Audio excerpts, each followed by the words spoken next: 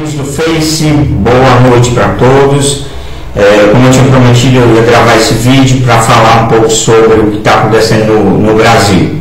Primeiramente, houve agora uma manifestação no WhatsApp, eu vi também no Facebook, com relação ao decreto da Dilma que não passou na Câmara dos Deputados e foi enviado para o Senado.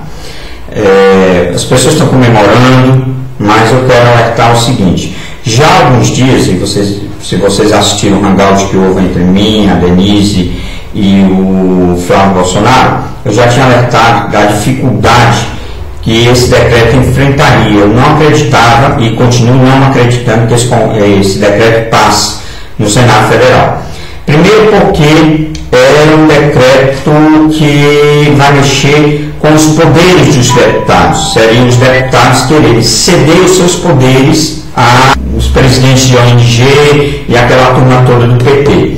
Deputados no Brasil são mercenários, a sua grande maioria. Você encontra um ou outro que tem ideologia política ou ideologia partidária. A sua maioria é mercenário. E como mercenários, dificilmente eles vão deixar de ter a sua parcela de poder para fazer as suas negociações políticas para entregar isso para ONGs, presidente de ONG, sei lá, que jamais o PT possa criar.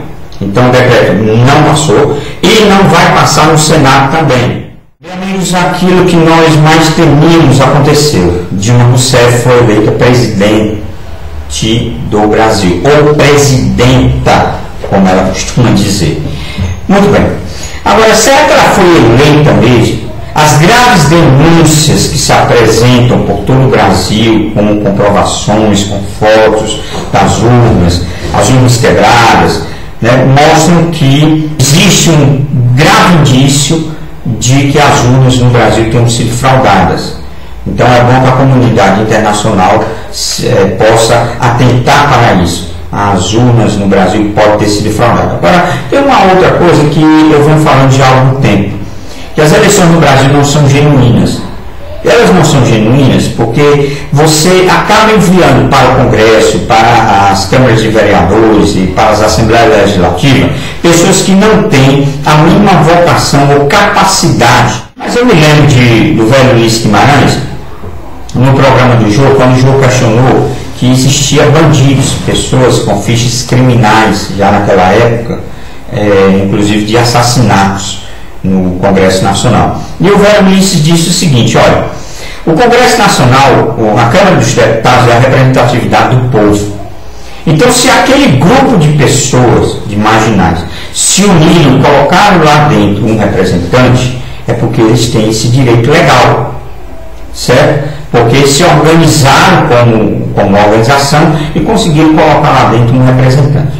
Partindo dessa premissa que o velho Luiz falou, nós temos aí várias pessoas que nós não simpatizamos, não gostamos, pela sua forma de debate, pela sua forma de agir ou pela sua forma de inércia total. Nós podemos lutar aí nesse jogo do próprio Tiririca, que recentemente perguntaram para ele o que ele achava de 1.300.000 eleitores que tinham votado nele. Ele disse: é um bando de abestados, que é como nós chamamos o idiota aqui no Nordeste. E ele está certo. Votar num homem que não tem, que é semi-analfabeto, se é que não é analfabeto total, sem a mínima condição de ser um legislador, porque quando você elege um deputado, você está elegendo um legislador, um homem que está apto a fazer leis que favoreçam a ação do Executivo. As graves denúncias que aconteceram no Brasil inteiro a respeito de fraude nas urnas, de compra de voto, já deveriam ter motivado ações dos políticos em relação à recontagem de voto. Por que isso não acontece no Brasil? Isso não acontece porque no Brasil você tem que apelar ao possível fraudador. E ele já sai dizendo que não, que está tudo certo, que as urnas estão tudo legal, que não há nenhum erro, que é um equívoco, é uma mentira dizer que as urnas são fraudadas.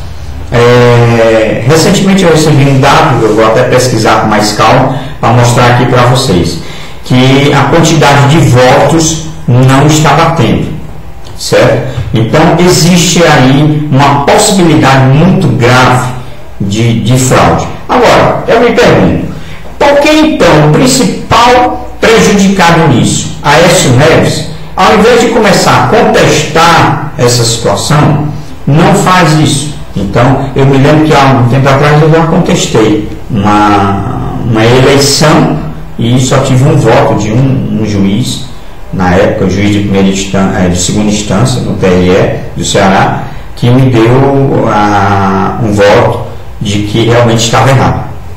O resto todo. Então, todas as vezes são juízes que decidem. Então, nós temos aí um tribunal eleitoral que não aceita denúncias sobre urnas fraudadas, resultados alterados. Nós temos uma OAB que também não faz nada a respeito, né? Fica muda e calada. E nós temos um sistema político que parece que é conivente com a situação, tornando as eleições do Brasil eleições suspeitas, muito suspeitas. Mas tudo isso são indícios, porque mesmo que eu reúna todas as provas e apresente ao tribunal, é o próprio tribunal que cometeu a fraude, porque a fraude só poderia ser cometida lá dentro.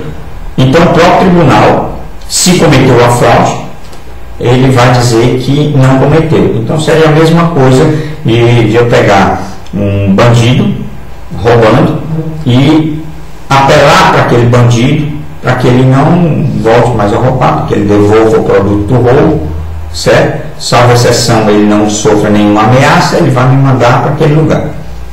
Então, a situação do Brasil é essa. Agora, eu acredito que os brasileiros devam ir às ruas sim, para cobrar, não cobrar das autoridades, porque as autoridades do Brasil não estão afim. O Aécio Neves, o primeiro discurso dele foi que a presidente Dilma, sabe, presidente, não é presidenta, ela agora tinha a missão de unificar o Brasil.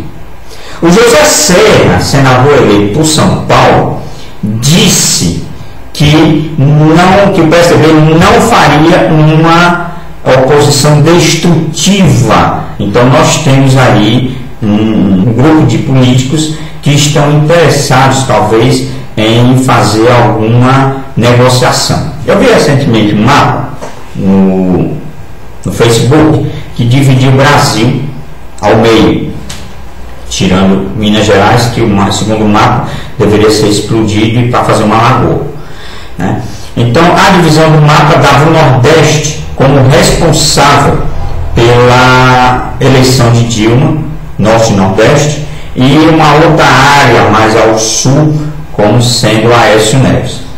Eu quero chamar a atenção do pessoal para um fato bem interessante. Primeiro, eu peguei 3 estados do Nordeste: Ceará, é o meu estado, Rio Grande do Norte e Pernambuco. Juntei a soma, porque o pessoal está se baseando no percentual de votos. Então está olhando Aécio Neves com 60%, por exemplo, no Ceará, acho que foi isso, certo? Mas não está olhando o número de eleitores. E eu quero lembrar que quem elege não é percentual, é número de eleitores. Um percentual mais alto em determinada situação pode não corresponder ao número maior de um percentual mais baixo de uma outra situação. Então vamos aos casos. Se você juntar os eleitores de Pernambuco, Ceará e Rio Grande do Norte que votaram na Dilma, certo? Nenhum desses 3 chega ainda ao número de eleitores de São Paulo que votaram em Dilma. Então nós temos 3 estados do Nordeste que juntos não dariam o número de eleitores que votaram na Dilma. Isso porque eu não contei os outros estados, certo? Não fiz comparação, por exemplo, da Bahia, dos outros, mas eu prometo que eu vou fazer isso e vocês vão tirar uma outra conclusão. Isso é ruim, porque às vezes fica parecendo que o nordestino é quem elege essa quantidade de bandido que está aí. Isso não é verdade, tá? O problema nosso aqui, muitas vezes, é o que eu falei durante a campanha. Quantas vezes eu não reclamei que Aécio Neves não estava fazendo campanha no Ceará? Eu achava mais absurdo, por exemplo, era o fato de uma pessoa ter já uma consolidação de votos em um estado reconhecido, e ele, ao invés de ir para o estado que está abandonado para conquistar mais votos, conquistar aquele espaço, não, ele se recolhe daquele espaço, por ser um espaço seu adversário, e vai para o local onde ele já está consolidado. Isso me parece uma brincadeira, certo? Ou então é um bando de marqueteiro muito idiota, tá? Mas a gente passou. Primeiro turno no estado do Ceará, eu não posso falar pelos outros estados, talvez aí as pessoas que estão me ouvindo possam dar um depoimento. Mas eu me lembro que muita gente no Nordeste reclamava da falta de material do Aécio, né? Ou seja, ao invés do Aécio pegar, montar uma gráfica em cada estado, ou contratar uma gráfica em cada estado para que o material fosse distribuído de forma mais rápida, parece que ele concentrou tudo de São Paulo e tinha que vir de São Paulo para os estados. Isso é burrice, tá? Não tem outro nome para isso não. E aí, no primeiro turno, no estado do Ceará, nós não tivemos campanha do Aécio Neves, porque nós tínhamos alguns poucos adesivos, certo? E era uma briga. Você ia para o PSDB, pedia adesivo lá, que era quase já falei isso, era quase um bullying que você sofria, porque eles tinham tanta falta de material que ficavam fazendo cota de material para entregar. Então nós não tivemos uma campanha. Eu ainda mandei fazer uns adesivos do Aécio com minha foto, candidato a deputado federal, né? E fora isso, nós não tivemos a campanha inteira. Era de se estranhar que o líder aqui do estado do Ceará, senador, hoje senador eleito, Tasso Gereissati, tem 54% dos votos do estado do Ceará para o Senado. Talvez eu esteja errado em algum percentual numérico, mas com um percentual alto. Eu acredito que tenha sido esse. Posso estar me enganando, mas um pouco, um percentual muito alto em relação ao que o Aécio teve. A Aécio parece que teve um percentual mínimo em relação ao Tasso. Agora, eu me pergunto como é que uma pessoa vota no Tasso, que deveria elege ele para o Senado com alto destaque, certo? E não vota no seu candidato a presidente. Para piorar a situação, nós tivemos o Eunício Oliveira, senador do PMDB, candidato ao governo, que estava junto com o Tasso. Então, no primeiro turno, toda a campanha de Aécio Neves no estado do Ceará não existia. Era Eunício e Tasso. Tasso e Eunício. O governo era mais importante do que a presidência da República para eles. Eu reclamei disso, a gente bateu foto, a gente disse que o pessoal não estava saindo com adesivos do Aécio, a gente falou que os deputados saíam sozinhos, certo? Não botavam a foto do Aécio, enfim, nada disso surtiu efeito. No segundo turno, o Aécio, ao invés de vir à capital de Fortaleza, né, as duas vezes que ele teve no interior, parece que teve em José do Norte e no Ipu, que são 2 municípios aqui do estado do Ceará, e não votou mais, né? Talvez sem poder. E a campanha ficou na mão do PSDB. Nos últimos dias, um grupo lá dentro do PSDB, não sei como, conseguiu se levantar e fez aí uma grande carreata pelo interior do estado, muito boa, por sinal, e fez parece que bicicletas, um passeio de bicicletas, certo? E uma concentração na beira-mar. Só isso, só para bater fotografia, tá? É como eu digo que o pessoal do PSDB eu chamo de partido de circo. Ele só aparece na época da campanha e algumas vezes, algumas pessoas realmente só para bater fotografia. Eles ficam puta vida comigo por conta disso.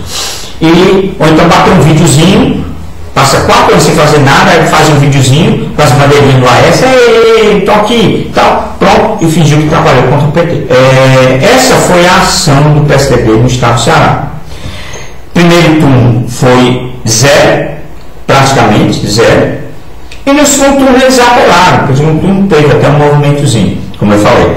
Mas o camarada, certo? Que foi o coordenador do estado do Ceará, que não fez campanha no primeiro turno, ao invés de retirarem ele, promoveram o homem para ser coordenador do Nordeste, certo?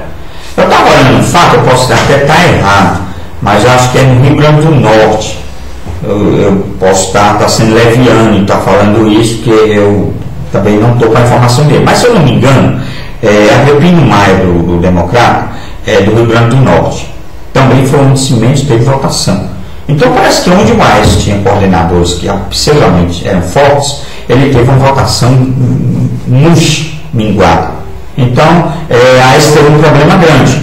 Mesmo assim, Aécio Neves, se juntar com os votos brancos e nulos, se fosse uma eleição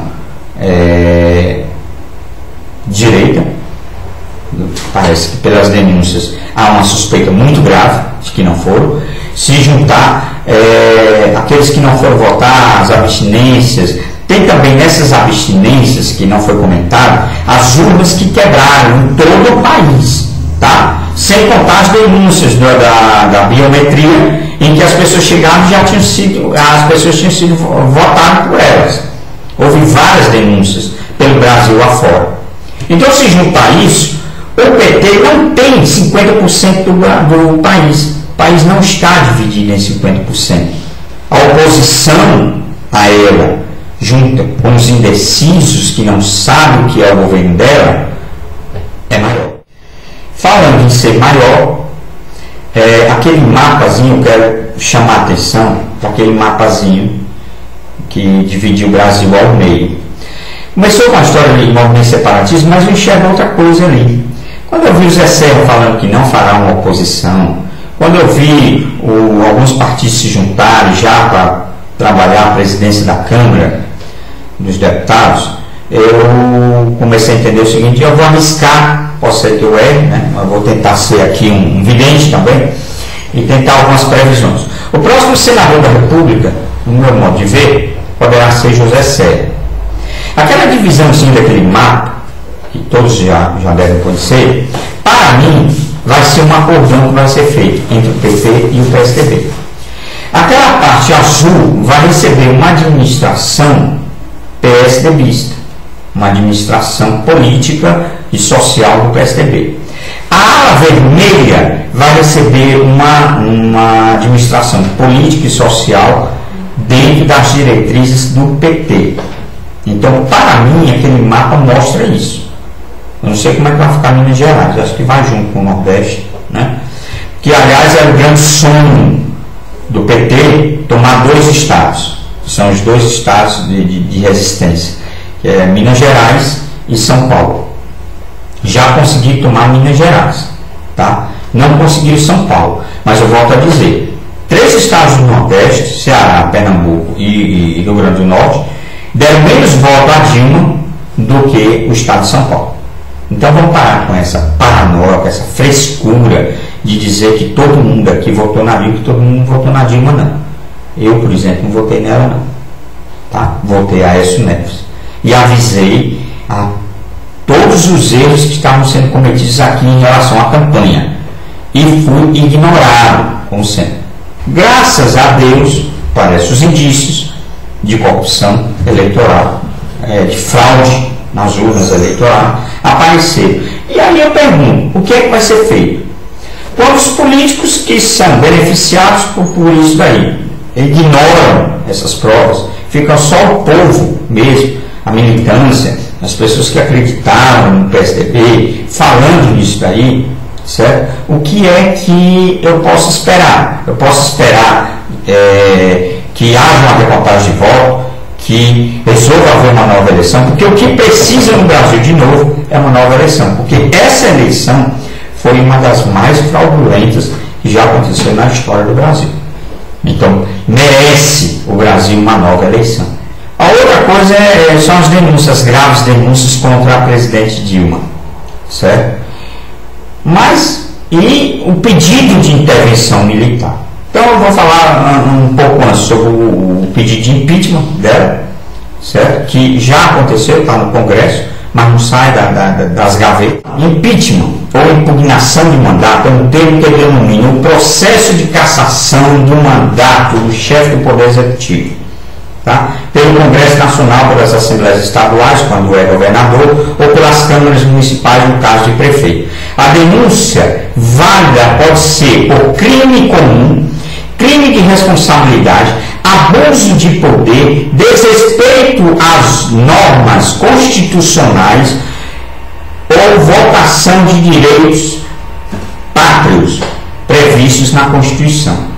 Isso nós podemos alegar que o governo do PT cometeu todos esses erros.